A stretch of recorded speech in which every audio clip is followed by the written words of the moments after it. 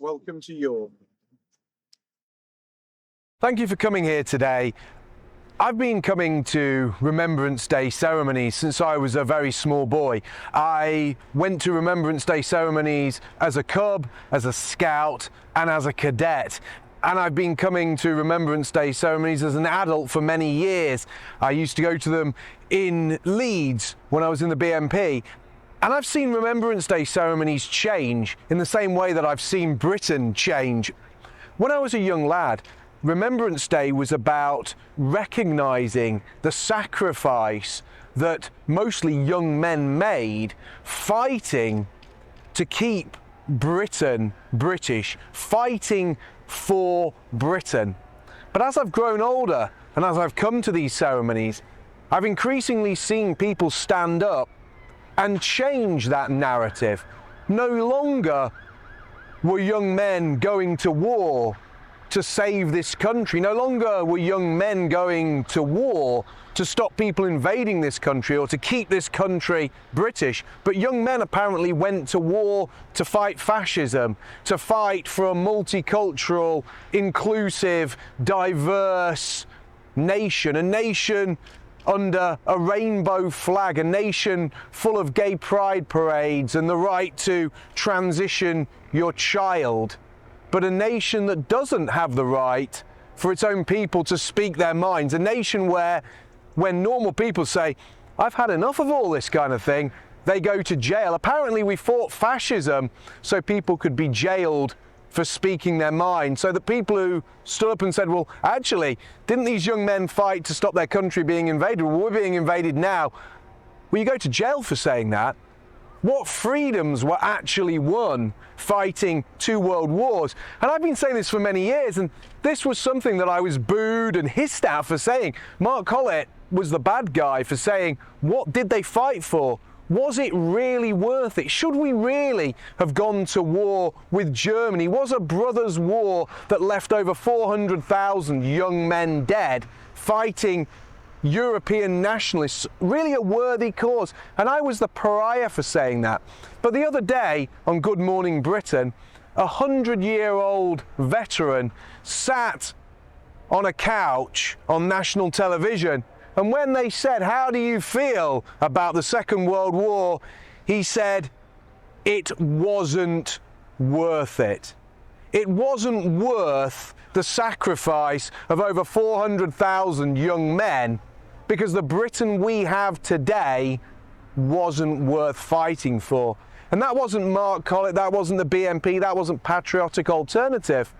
That was a veteran. That was one of the few survivors who were left from that war. He looks at a country that he's not proud of, that he doesn't recognise, that he doesn't feel at home in, and he realises that watching his friends dying wasn't worth it. And it really wasn't. Because you look at what we've been left with today, you look at the outcome of that war, and you can say, we're second-class citizens in our own homeland, but that's not really true, because we're worse off than that. There is an ethnic and racial hierarchy in this country that was created at the end of the Second World War and has become increasingly prevalent as we head towards being a minority. And that racial and ethnic hierarchy doesn't place us in second place. Second place is preferential to where we are. We're at the bottom of that totem pole. The sons, the daughters, the grandsons, the great-granddaughters of those men who bravely went to fight, they now don't have a place in this country. And you look back at that second great brothers' war with great sadness. And I'm still proud of those men who went and fought, and I'm still desperately sad for those who never came back and their families. But I acknowledge the bloodshed has done nothing for European people.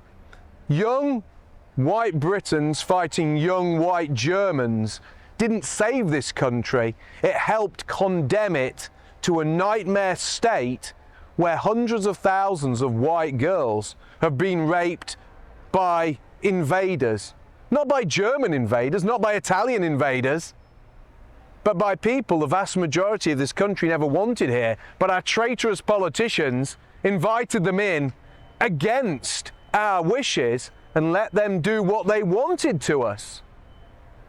Just the other day we saw another one of these spree crimes where a man that they call a British national storms down a train stabbing 11 people just hours after going into a barber shop and threatening everyone with a knife, but the police couldn't be bothered to go out because no one wants to attend a crime scene like that, because those kind of crime statistics, they don't look good on the front page of a paper. The government don't think they look good in a report because it paints a picture.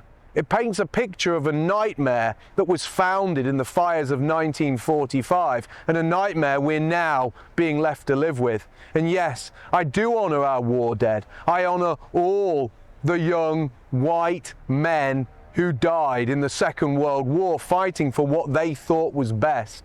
But I also acknowledge the truth.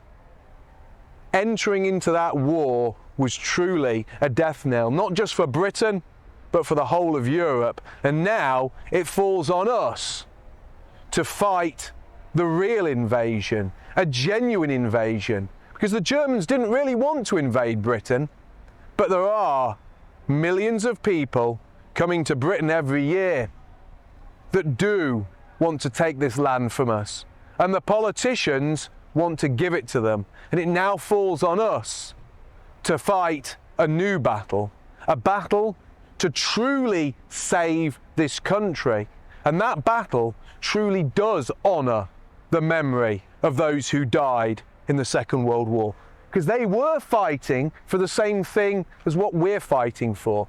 They fought because they wanted white Britons to remain in charge of Britain. They wanted a British Britain. They didn't want a German Britain, but there was never a plan for this to be a German Britain. There is now a plan for this to be a Somali Britain, a Nigerian Britain, a Pakistani Britain, an Indian Britain.